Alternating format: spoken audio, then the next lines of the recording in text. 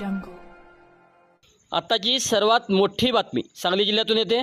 जत तालुक्यातील मोठेवाडी येथे भीषण दुर्घटना। मरगुबाई मंदिराची भिंत कोसळून 6 भाविकांचा जागीच मृत्यू। जत तालुक्यातील मोठेवाडी येथे मरगुबाई मंदिर परिसरात जत्रेदरम्यान मोठी दुर्घटना घडली।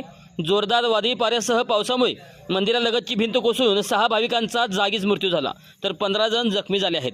दुर्घटनेनंतर परिसरात एकच गोंधळ उडाला। स्थानिक नागरिक, पोलीस आणि बचाव पथकांनी तातडीने मदत कार्य सुरू केले असून जखमीवर जत व सांगली येथील रुग्णालयात उपचार सुरू आहेत।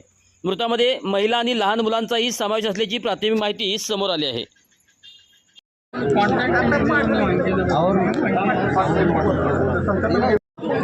मोठेवाडी येथे मुसळधाराचा वारा आणि पाऊस या दोन्हीच्या याच्यामुळं पलीकडच्या शेडवरचा पत्रा उडून पाठीमागच्या शेडवर पडला आणि त्या पाठीमागच्या शेडवरची पूर्ण भिंत फाउंडेशन सोडून पूर्ण भिंत ही कोसळलेली आहे आणि त्या कोसळल्यामुळं कमीत कमी 6 जण या ठिकाणी जागीच मृत्यू झालेले आहेत। 15-20 जणांची प्रकृती थोडी, काही जणांची त्यामध्ये गंभीर आहे। सगळ्यांना हॉस्पिटलला हलवलेलं आहे।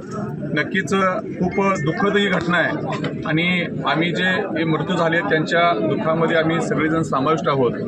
आताच प्रांतसाहेबांनी सांगितल्याप्रमाणे नक्कीच की शासनाच्या परीने जी काही मदत असेल ते नक्की होईलच। पण आताच आमदार गोपीचंद पळकर साहेबांचा सुद्धा आता फोन आला होता। आमदार साहेबांनी सुद्धा प्रत्येक ठिकाणी जिथं आपले पेशंट आपले गेलेत तिथं आमदार साहेब स्वतः कॉन्टॅक्ट करत आहेत। सगळ्याला तिथं कॉन्टॅक्ट करून तिथं धीर देण्याचा व काही तिथं लागेल ते आश्वासन देण्याचं आमदार साहेबांनी सुद्धा तिथं चालू केलेलं आहे।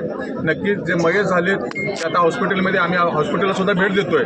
ही दुःखद घटना आहे। या दुःखद घटनांचा सगळ्यांना आम्ही नक्कीच खूप चुकीच्या पद्धतीनं घडलं या निसर्गाच्या कोण सांगू शकत नाही। पण नक्कीच या ठिकाणी आपल्याला जे काय आता आजार आहेत, जे काय म्हणजे ज्याचा कोणाचा पाय मोडला आहे, कोणाचा हात मोडला आहे, कोणाचं डोकं फुटलं आहे, याच्यावर उपचार होणं गरजेचं आहे। आणि नक्कीच ज्या ठिकाणी पेशंट इथं ॲडमिट झालेत आम्ही त्या ठिकाणी भेटी देऊन नक्कीच त्या डॉक्टरांचा सल्ला घेऊन त्या लोकांना कशी मदत मिळेल याच्याकडे आपण हे करतोय। आणि जे मयत झालेत नक्कीच प्राणसाहेब इथं आलेत, त्यांचा पंचनामा होईल आणि त्याच्या पद्धतीनं जी शासनाची काय जी कारवाई आहे नक्कीच प्रशासनाच्या माध्यमातून केली जाईल अशी मी ग्वाही देतो।